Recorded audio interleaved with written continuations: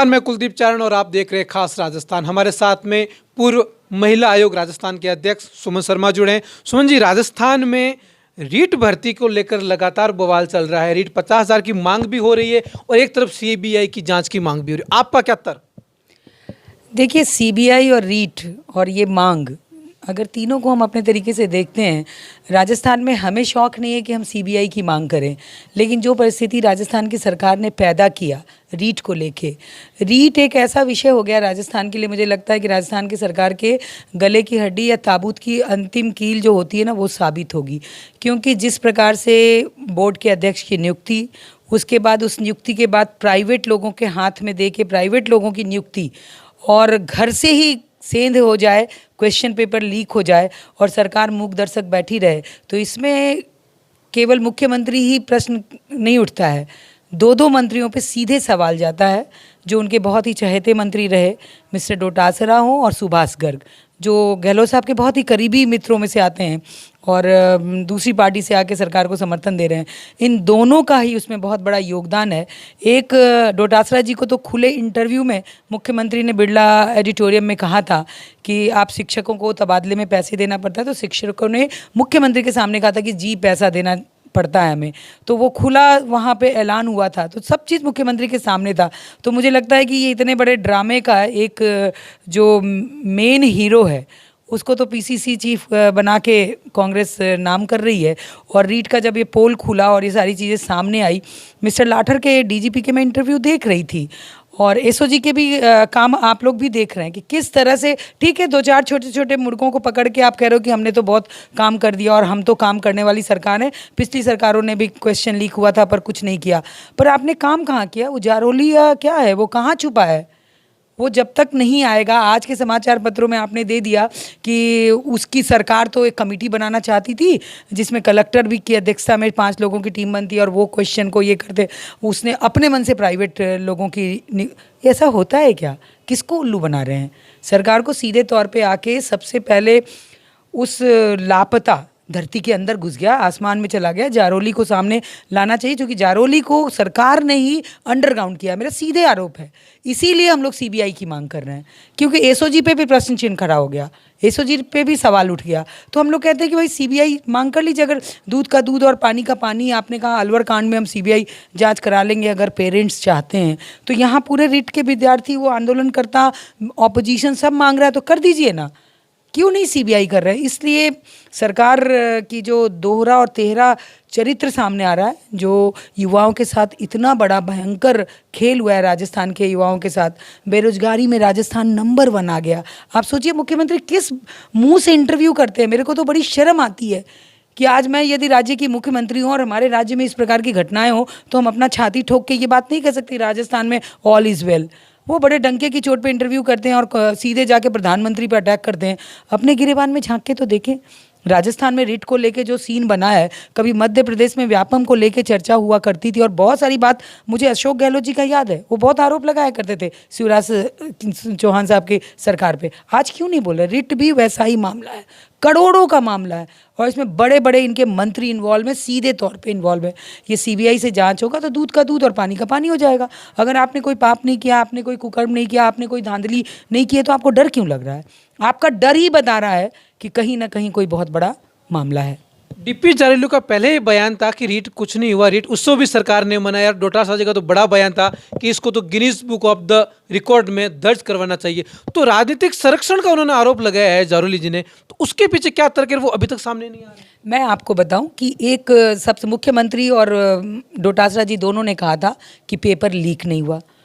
कुछ समय बाद अपने आप सब चीज़ सामने आ गया कि पेपर लीक हो गया। तो पहले रीट तो इसलिए मनाया गया क्योंकि सरकार की तरफ से ये खामियाजा बाहर ना। नहीं, लीक नहीं हुआ। जब लीक हो गया और एक झलक इंटरव्यू छोटी सी जारोली जी जो भी है उनका हुआ कि इसमें राजनीतिक संरक्षण है, सरकार एक्टिव हुई, उनको अंडरग्राउंड करके और दे दिया होगा कुछ प्रलोभन। उनको लगा कि अगर ये मुंह खोल देगा तो बहुत मुश्किल होगी, तो उसको और दोबारा से राजनीतिक संरक्षण देके उसको अंडरग्राउंड कर दिया गया है।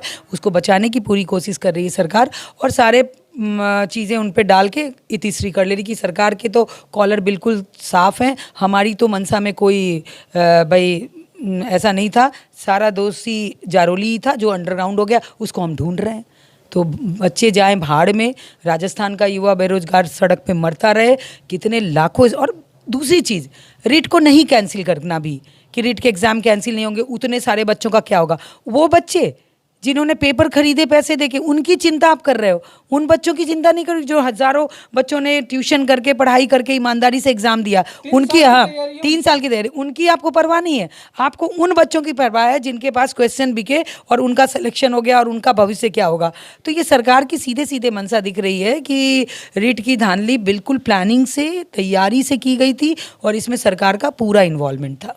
एसओ जी लगातार अपने काम कर रही है और बाड़मेर में आज बहुत बड़ी कार्रवाई की, गिरफ्तार भी किया गया है। क्या लगता है कि वास्तविक जो है उन पर शिकंजा डाल पाएगी सरकार की तरफ? देखिए, मुझे नहीं लगता है केवल छोटी मछलियों को मारा जाएगा, बड़ी मछलियों को बचाने की पूरी तैयारी है।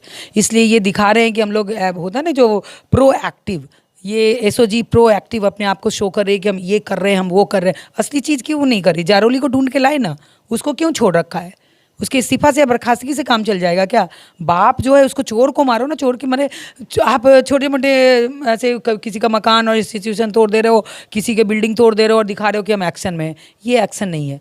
एक्शन असली है कि आप लाइए जारोली को, बैठा के बात कीजिए, और आपके जो 2 मिनिस्टर का नाम खुलेआम तौर पे है, और वो 3 आदमी जो पाराशर और जो 3 आदमी जो प्राइवेट आदमी, कभी ऐसा होता है क्या सरकारी व्यवस्था में आप प्राइवेट व्यक्ति को इन्वॉल्व कर दो और क्वेश्चन जैसे इतने महत्वपूर्ण महकमे में आप उसको इंचार्ज बना दो? तो पूरी तरह से मुझे लगता है कि पूरी तरह से राजनीतिक संरक्षण के माध्यम से काम करवाया गया उस जारोली से। भारत के पूर्व प्रधानमंत्री राजीव गांधी का बार बार नाम आ रहा है कि राजीव गांधी स्टडी सर्किल के तार वहां जुड़ रहे हैं, आपको क्या लगता है? बिल्कुल उसी संस्था के सभी लोग हैं। सुभाष गर्ग भी उससे जुड़े हुए हैं। सुभाष गर्ग के मित्र ही बताए जाते हैं जारोली जी, जिसको सुभाष गर्ग जी ने स्वीकार किया कि हाँ मेरे जानकार हैं, मैं उस स्टडी सेंटर में, राजीव गांधी स्टडी सेंटर में हम लोग के साथ थे। तो तार तो जुड़ेंगे ही, जब बात आएगी तो चर्चा तो होगी, आप रेकमेंड करोगे तो चर्चा तो होगी ही। और इतने हीरे आप ढूंढ के ले आए जारोली साहब को, जो उन्होंने राजस्थान की क्या हालत की है, तो क्वेश्चन तो आता ही है। और देखिए, जारोली तो एक मैं कहूँ बस एक प्यादा है। असली बॉस लोग तो, हाँ प्यादा ही है, वो इशारों पे काम हो रहा था, जिसको प्यादा कहते हैं, वो इशारे पे काम कर रहा था। उसकी नियुक्ति इसीलिए हुई थी कि तुम ऐसा करना, तुम ऐसा करना, हमें पैसे देना, ये सारी चीज़ें खुलेआम है। किरोड़ी लाल जी ने तो कब का बोल दिया था। एसओजी तो बाद में जागी है, किरोड़ी जी तो पहले से चिल्ला रहे थे कि ऐसे क्वेश्चन गया, ऐसे हुआ है, शिक्षा संकुल से क्वेश्चन लीक हुआ है, स्ट्रांग रूम, जो किरोड़ी जी ने कहा था स्ट्रांग रूम से क्वेश्चन निकला। अब बताओ, स्ट्रांग रूम से क्वेश्चन निकल जाए और आपको पता नहीं, तो चोर को चाबी दे दी जाएगी तो क्या होगा? चोरी ही तो होगी। तो यही किया है सरकार ने। संविदा सेवा नियम को लेकर 3 साल हो गए, कमेटी होती, लेकिन अभी तक उनके लिए कोई नियम वाले पुख्ता काम नहीं हुआ कि उनको आश्वासन दिया जा सके। देखिए, संविदा कर्मी हो या संविदा सेवा वाले लोग हों, या राजस्थान के आंगनबाड़ी के कार्यकर्ता हों, या नर्सिंग हो, बहुत सारे लोग बेचारे क्यू में लगे हुए हैं, संघर्ष कर रहे हैं। बेरोजगार युवकों के रीट के माध्यम से आप देख ही रहे हैं। सरकार को फुर्सत कहाँ है इन सब चीज़ों पे चर्चा करने की? सरकार तो राष्ट्रीय स्तर की बात करती है, वो राजस्थान के प्रांतीय स्तर पे चर्चा ही नहीं करते हमारे गहलोत साहब।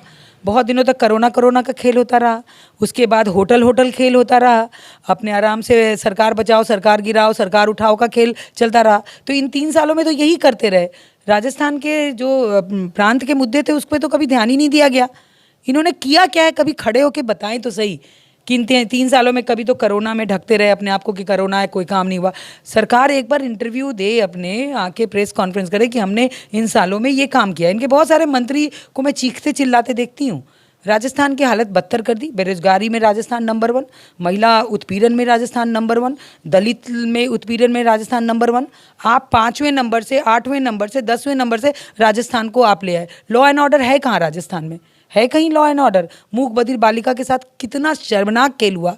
सरकार छुपाती रही, उसमें भी कोई बड़े लोगों का इन्वॉल्वमेंट है। पहले सरकार बोलती है कि भाई हिट एंड रन हो गया, 2 बॉय, सर्विस बॉय जो होते हैं अमेजॉन या किसी कंपनी वाले ने, उससे हिट एंड रन हो गया।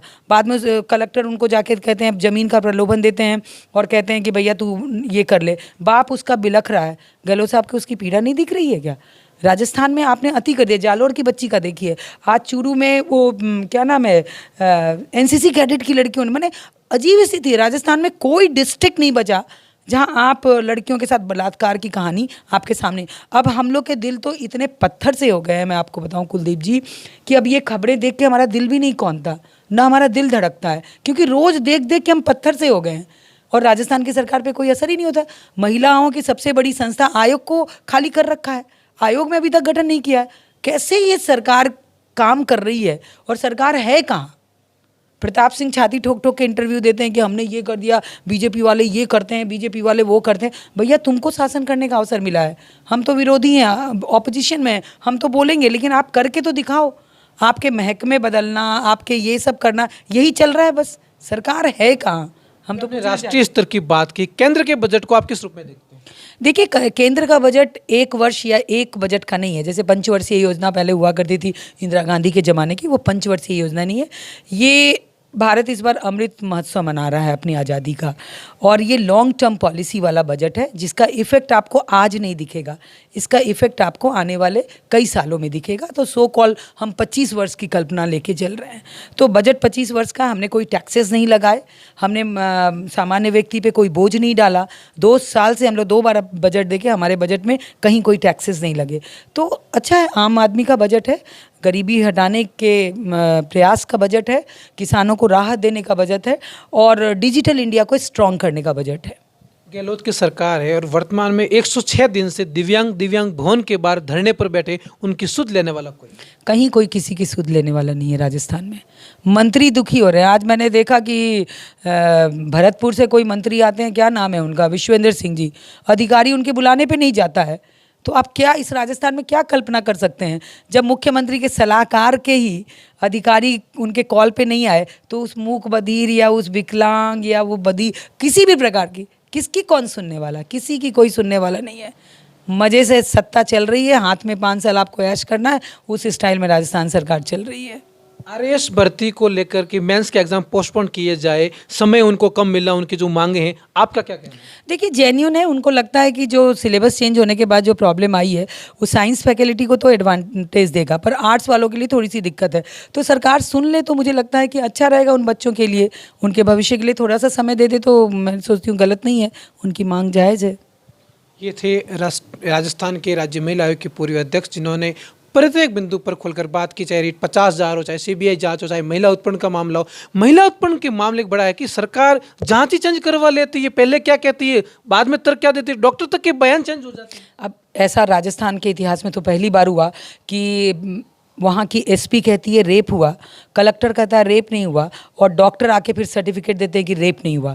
और रेप भी देखिए कि कहते हैं पुलिया से गिर गई और बॉडी में कहीं कुछ नहीं हुआ, उसी वाइटल पार्ट में होता है जहाँ रेप की संभावना होती है। 4 घंटे यहाँ डॉक्टर भीषण ऑपरेशन करते हैं और फिर कहा जाता है कि रेप नहीं होता। तो इससे ज़्यादा शर्मनाक स्थिति नहीं हो सकती। राजस्थान की बेटियाँ चिल्ला चिल्ला कर गहलोत साहब से पूछ रही हैं कि आपने वादा किया था हमसे कि हमारी सरकार आएगी तो महिलाओं को पूर्ण सुरक्षा दी जाएगी। यही सुरक्षा देने की बात आपने की थी, और ये तय बात है। देखिए कुलदीप जी, मैं आपको बताऊं, जो बहन बेटियों की सुरक्षा नहीं दे सकता है ना, उसको भगवान भी माफ़ नहीं करता है। समय बताएगा, ये काल चक्र है। बेटियों के साथ ये अन्याय बहुत भारी पड़ेगा गहलोत साहब को। आयोग के अध्यक्ष को, उनके मेंबरों को बढ़ाया क्यों नहीं जा रहा है? सरकार नियुक्ति क्यों नहीं दे रही? उनको लग रहा है कि पता नहीं ये एक आफत बन जाएंगी, क्या आपस की लड़ाई है। उनके लिए महिला इशू नहीं है, उनके लिए महिला वोट बैंक नहीं है, उनके लिए महिला कोई मायने नहीं रखती राजस्थान की। वो सोचती हैं ऐसे गाजर मूली हैं, कुत्ते बिल्ली की तरह। रेप भी उनके लिए बहुत सामान्य हो गया। इसे राजस्थान की बहनें उनकी प्रायोरिटी में नहीं है। 0/0 जिसको बोलते हैं ना, हमारी राजस्थान की बहनों की स्थिति मुख्यमंत्री जी की नज़रों में यही है कि राजस्थान की महिलाओं का कोई अस्तित्व नहीं है राजस्थान में, इसलिए ये हालत है। सुना आपने महिला आयोग के पूर्व अध्यक्ष राजस्थान से सुमन शर्मा को।